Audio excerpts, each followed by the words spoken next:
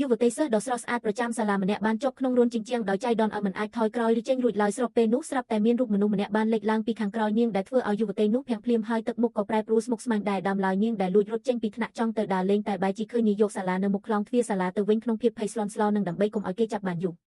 ត្បិតតែនាងបានគេចពីនាយកសាលាមែនតែនាងបែរជាជាប់នៅក្នុងរន្ធជញ្ជាំងទៅវិញនាងបានប្រឹងរើបំរាស់យ៉ាងណាក៏ចេញមិនរួចដែរហើយម្យ៉ាងទៀតពីក្រោយនាងក៏លេចចែកសម្លេងជំហានជើង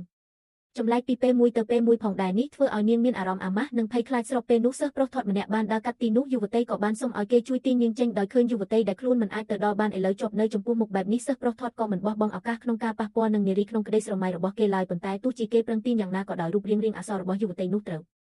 សិស្សប្រុសធាត់មានបំណងយកទូរស័ព្ទមកហៅទូរស័ព្ទសុំជំនួយតែត្រូវបានយុវតីនោះហាមឃាត់ព្រោះនាងមិនចង់ឲ្យអ្នកដទៃឃើញរូបរាងដ៏អាម៉ាស់របស់នាងឡើយស្របពេលដែលសិស្សប្រុសធាត់មិនដឹងថាត្រូវធ្វើយ៉ាងណានោះយុវតីក៏បានប្រាប់ឲ្យគេទៅយកឧបករណ៍ខ្លះមកវាយបំបែកជញ្ជាំងនោះប៉ុន្តែសិស្សប្រុសធាត់ធ្វើពុតជាយល់ព្រម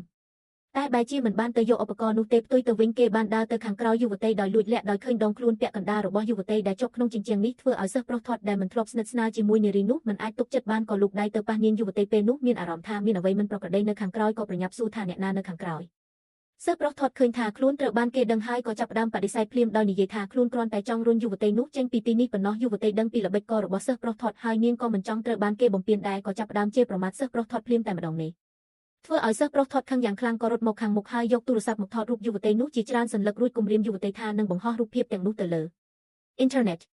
ដើម្បីឲ្យអ្នករាល់គ្នាឃើញទស្សនវិជ្ជាដ៏អាម៉ាស់របស់នាងសម្រាប់យុវតីនេះពិតជាគ្រោះមហន្តរាយធ្ងន់ធ្ងរណាស់នាងក៏ព្រមចុះចាញ់ភ្លាមតែសិស្សប្រុសធាត់មិនចង់និយាយជាមួយនាងទៀតឡើយដោយឃើញសិស្សប្រុសធាត់កំពុងតែដើរចេញទៅយុវតីអ្នកក៏តីក្នុងភាពភ័យស្លន់ស្លោស្រាប់តែអាចរើបំរាស់ខ្លួនចេញពីរន្ធជញ្ជាំងបានហើយបានដេញតាមសិស្សប្រុសធាត់នោះដំបូងនាងបានសុំទោសចំពោះពាក្យសម្ដីរបស់នាងហើយបានអង្វរសិស្សប្រុសធាត់កុំឲ្យបង្ហោះរូបភាពទាំងនោះទៅឲ្យអ្នកដទៃទៀតជាធ្នូនាងនឹងអាចបំពេញបំណងរបស់សិស្សប្រុសធាត់បានយីដូច្នេះសិស្សប្រុសធាត់ក៏បានបង្ហាញស្នាមញញឹមដ៏អាតកំបាំង